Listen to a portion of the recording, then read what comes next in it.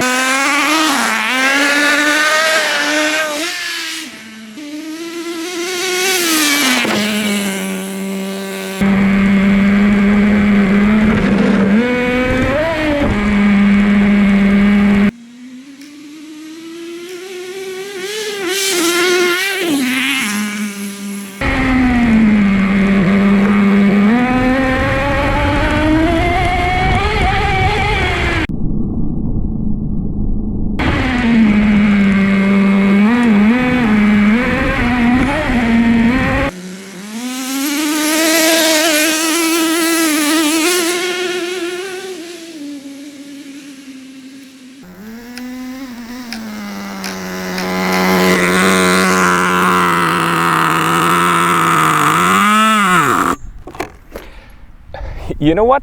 I've spent the better part of my adult life playing with real engines. Car engines, two-stroke bikes, four-stroke bikes, you name it. And I never played around with something like this because I thought it's just a nerdy toy. But boy was I wrong, because this is a whole nother world and it's really fun, and the sheer fury unleashed by this tiny little engine is absolutely incredible. Yes, that was very fun, but now we must answer the obvious question. And the obvious question is, where does the insane specific power output of tiny nitro engines actually come from? Well, there are three main reasons. And reason number one is that this is a two-stroke engine. The giant exhaust probably gave it away. And as we know, two-stroke engines are capable of making more power per liter of engine displacement compared to four-stroke engines, because they have twice as many power strokes, but they do so at the expense of engine longevity and emissions. Now, the second reason is that because this is a two-stroke, there really is nothing important in terms of mechanics in this. This is just a hollow giant heatsink with many large cooling fins to maximize surface area to help the engine dissipate as much heat as possible in order to prevent it from overheating. Because there's nothing important here like cams or valve springs, and because we have a very lightweight, very small piston rod and crankshaft in here, this thing can rev to around 30,000 RPM. And as we know, power is essentially torque times RPM. So if you can rev very high, you are inevitably going to be making a lot of power. Reason number three is that this is called a nitro engine because the fuel it runs on is called nitromethane. And the power potential hiding inside nitromethane is absolutely mind-blowing. And to see just how mind-blowing it is, we're going to observe and analyze another very important engine specification, engine spec statistic, if you will. Up to this point, we have been talking about engine power output per liter of engine displacement. But now we'll be talking about something which can be more insightful, and that is engine power output per unit of weight. So per kilogram or pound or whatever. We're going to do that because you can actually get around power per liter. Because, for example, let's say you add a turbocharger onto an engine. A turbocharger does not increase engine displacement, but it most certainly increases engine power output. So you can make the engine have a very high power per liter of displacement. You can sort of trick that statistic, but you cannot trick power per unit of weight because a turbocharger most certainly adds weight to the engine. And this is why power per unit of weight can be more insightful into just how clever the engine is from squeezing power out of its, physical existence, its mass, and just how technologically advanced the engine is. Now, if we take a little scale, and we turn it on, and we put our little engine on the scale, we will see that the engine weighs 355 grams. If we take that and we take the power output, we will get that this engine makes 2.3 horsepower per pound or 5 horsepower per kilogram. Now we're going to compare it to Formula 1 once again, but this time we won't have to cheat because Formula 1 engines are probably the most technologically advanced engines out there. Now, Formula 1 engines, the 1.6 engines that weigh 150 kilograms, the engine alone makes actually 850 horsepower. The electric motors add around 150 horsepower. Now, if we take 850 and 150 kilograms, we get that Formula 1 engines output 2.6 horsepower per pound or 5.7 horsepower per kilogram. So now Formula 1 engines beat this. But they actually only beat it because the fuel that this engine runs on is only 16% nitromethane. It is only 16% nitromethane because this is the highest concentration of nitromethane that you can legally buy in the EU without a license. The rest of this is methanol, and there's about 10 to 20% of lubricating oil in it because this is a two-stroke, it needs that.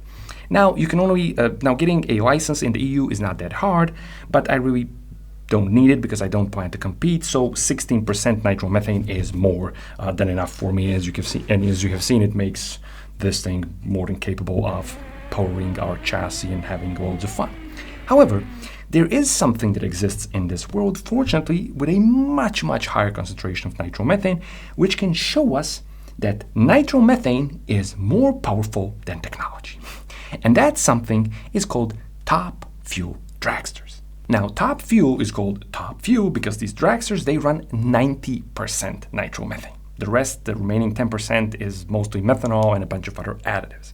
Now, the engines in top fuel dragsters, they weigh 226 kilograms and they have a power output of, wait for it, 11,000 horsepower. When we take these two numbers, we get 22 horsepower per pound, or 48.5 horsepower per kilogram. As you can see, they managed to make even Formula One look like a joke. And the totally crazy thing about it is that these engines, their basic anatomy and architecture is based on a design which is pretty much Stone Age compared to Formula One. It's actually kind of Stone Age compared to even the engine in your car, because the engines, their basic architecture of top fuel engines is based on second generation Hemi engines. That means 2 valves per cylinder, push rods, and a supercharger that is based on it's a roots type supercharger based on a archaic GM design for scavenging 2-stroke diesel superchargers. These were adapted to automotive use in the early days of the top fuel sport. So we have an engine which is pretty much ancient, but the power potential in nitromethane makes up for it to the point that there is nothing on planet Earth that humans have ever made that outputs more horsepower per unit of weight. Nothing. Actually, no, there is one thing, and it's called the SSME, and that stands for Space Shuttle Main Engine. That outputs 93 horsepower per pound or 205 horsepower per kilogram. But of course, comparing anything to the engine in the space shuttle doesn't really make sense because it's not something you can ever hope to own or run. And I mean, it took the budget and expertise of NASA to develop and build this engine. On the other hand, the engines in top fuel dragsters, they contain a lot of off-the-shelf parts and they can be built, owned, and raced by anyone willing to do so. And they most certainly do not cost millions. In fact, they're extremely affordable for the amount of power you get. Now, in case you're wondering, no, there are no electric motors in existence that can outperform top fuel engines in terms of power per unit of weight. Let's take Koenigsegg's most recent, I believe, electric motor called the Dark Matter. It weighs 39 kilograms and outputs 800 horsepower. Very, very impressive, but it gives us only 9.3 horsepower per pound or 20.5 horsepower per kilogram, so not even close to top fuel. In fact, the Dark Matter is not the most power-dense electric motor that is in existence. The motor that claims to be that is called the E-Helix SPM 177-165 from a company called Helix in the UK. Allegedly, it has a power-to-weight ratio of 15.4 horsepower per pound or 33.9 horsepower per kilogram. Very impressive. Again, less than top fuel engines. And comparing electric motors to any sort of combustion engine like this, while ignoring the fact that to power a free-moving vehicle, electric motors need very heavy batteries, doesn't really make sense because these batteries are most certainly a lot heavier than the fuel and fuel tank required to power a top fuel dragster. So the secret is in the fuel itself. Nitromethane is this extremely powerful fuel which contains a lot of energy in itself, and so running an engine on nitromethane creates impressive power. Surprisingly, no. Nitromethane actually contains in itself less energy than the gasoline available at your nearest pump. Gasoline has an energy density of 44 megajoules per kilogram. Methanol has an energy density of 22.7 megajoules per kilogram, whereas nitromethane has an energy density of 11.2 megajoules per kilogram. But here's the catch. Running an engine on methanol will produce more power than running that same engine on gasoline. Running it on nitromethane will produce even more power than running it on methanol. So the fuel with the least amount of energy makes the most power. How come? Well, the secret is in the air-fuel ratio. Now, to create combustion, we need air, which is all around us. Now, air in itself does not contain energy like fuel does. However, without air, we cannot harness the energy available in the fuel. In other words, if we remove the air, then the fuel cannot burn. Now, gasoline has a stoichiometric air-fuel ratio of 14.7 to 1. Stoichiometric simply means that at this ratio of air and fuel, all the air and fuel will be burned. In other words, you need 14.7 pounds or kilograms or whatever of air to burn just 1 pound or kilogram or whatever of gasoline. As you can see, we need a lot more air than gasoline to harness the energy that is inside gasoline. And this is why we're so obsessed with trying to get our engines to essentially breathe better, increasing the number of valves in the engine, or changing the size and shape of the intake ports and the intake manifold, or getting a larger throttle body, or changing camshaft specs to get cams with higher lift and more duration, and even turbochargers and superchargers. All of these are just tools in an endless battle to try and get more air into the engine, because we need a lot of air to harness the energy of gasoline. Gasoline has the energy and gasoline makes the power, and modern fuel injection systems and even carburetors, they have zero issues getting in a lot of gasoline into the engine. But there's no point in doing that if you cannot get a corresponding amount of air into the engine, and that's the hard part, because we need a lot more air than gasoline, and getting in a lot of air into the engine over a broad range of RPM is very, very hard. But nitromethane and methanol, they have a secret here, an ace up their sleeve, and it becomes obvious only when we look at their chemical formulas. The important bit here is the O, oxygen. Unlike gasoline, methanol and nitromethane carry their own oxygen. It's already in there. Methanol has 1 atom of oxygen for every molecule, and nitromethane has 2. And oxygen is what you need to burn the fuel. Because they already carry their own oxygen, the stoichiometric air-fuel ratio for methanol is 6.45 to 1.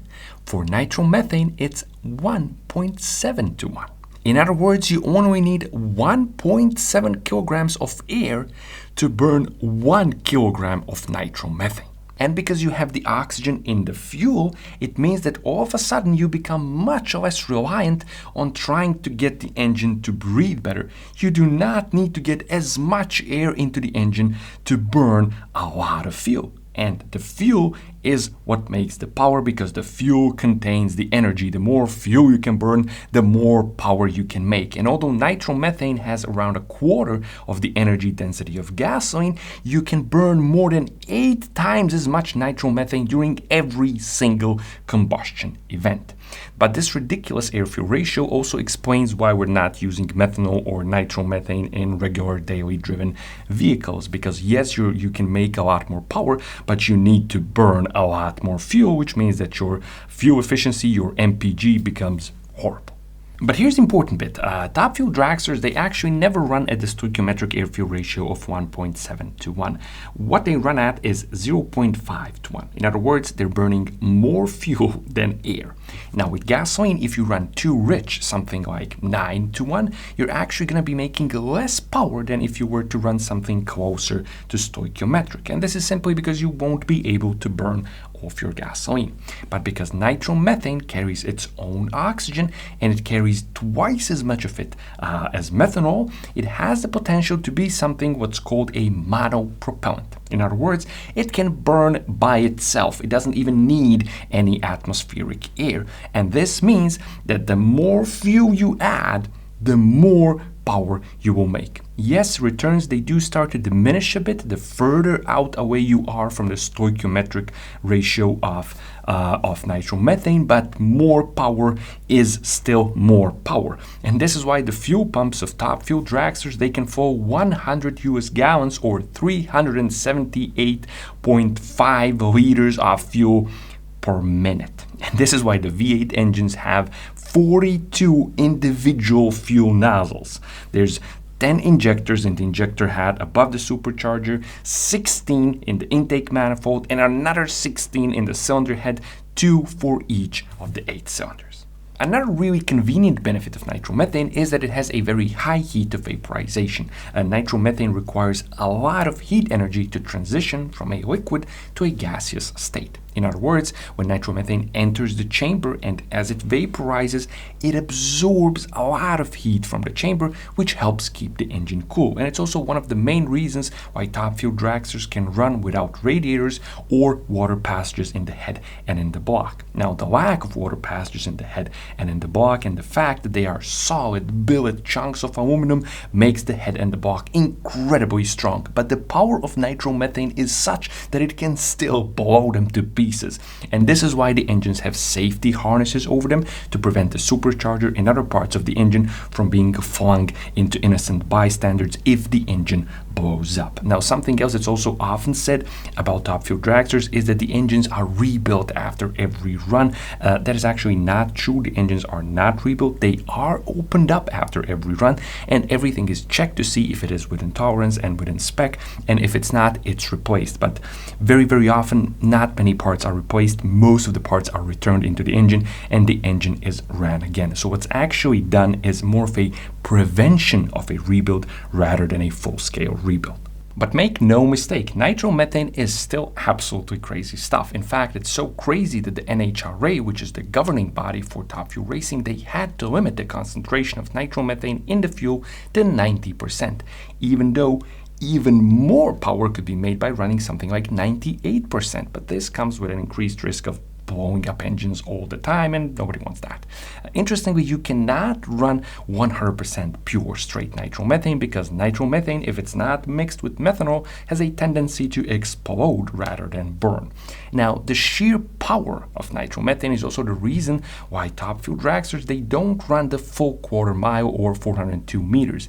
Instead, their track has been reduced to 1,000 feet or 304.8 meters. And this is because if you give them a full quarter mile, they achieve such speeds that controlling and stopping them becomes very hard, and it negatively impacts the safety of the drivers and everybody else on the track. But still, even by the end of their very short 1,000 feet drag strip, they managed to achieve speeds of around 330 miles per hour or 540 kilometers per hour. So that's the trap speed, but the acceleration is even more mind-boggling. And to put it into perspective, here's the Rimac Nevera, which is a very, very expensive electric hypercar, and it does 0 to 62 miles per hour or 0 to 100 kilometers per hour in 1.95 seconds. So very, very fast. And I think at this time, this is the fastest you can go 0 to 60 in something road legal that a lot of money can buy. Now, what's inspirational is that recently a group of students from Switzerland built the world's fastest. They broke the Guinness World Record for the fastest accelerating EV. It's obviously not road legal, but it does 0 to 62 miles per hour in 0.956 seconds. Now, a top fuel dragster is even faster. It does 0.8 seconds, but not 0 to 62 miles per hour. 0 to 100 in 0.8 seconds. And if that's not awe-inspiring, honestly, I don't know what is. Something that might have crossed your mind while watching this video is characters from the Fast and Furious movie pressing that button on the steering wheel to make the car go faster. Were they injecting nitromethane into the engine? No. They were injecting nitrous oxide. It's a different thing. Nitrous oxide is a gas, nitromethane is a liquid. However, the general idea behind nitrous oxide is very similar to that of nitromethane, and you can think of NOS or nitrous oxide as the cheapest, simplest way to achieving some of the benefits of nitromethane in a normal engine. Atmospheric air is composed of 78% nitrogen, 21% oxygen, and 1% other stuff. What gasoline needs to burn is oxygen. Now, nitrous oxide is 66% nitrogen and 33% oxygen. When we inject it into the engine, it vaporizes and releases the oxygen, meaning that nitrous oxide acts like sort of a chemical turbo, if you will, because it increases the amount of oxygen that's in the engine. If you have more oxygen, you can add more fuel and make more power. But nitrous oxide is not a fuel. If you were to take a match and light it in a room full of nitrous oxide, nothing would happen. Instead, you can think of nitrous oxide simply as a more oxygen-rich replacement for atmospheric air. Now, nitromethane sits on the opposite end of that scale. It's a monopropellant. You don't even need a match. It can burn by itself, and this gives it nearly infinite power, but it also makes it pretty dangerous.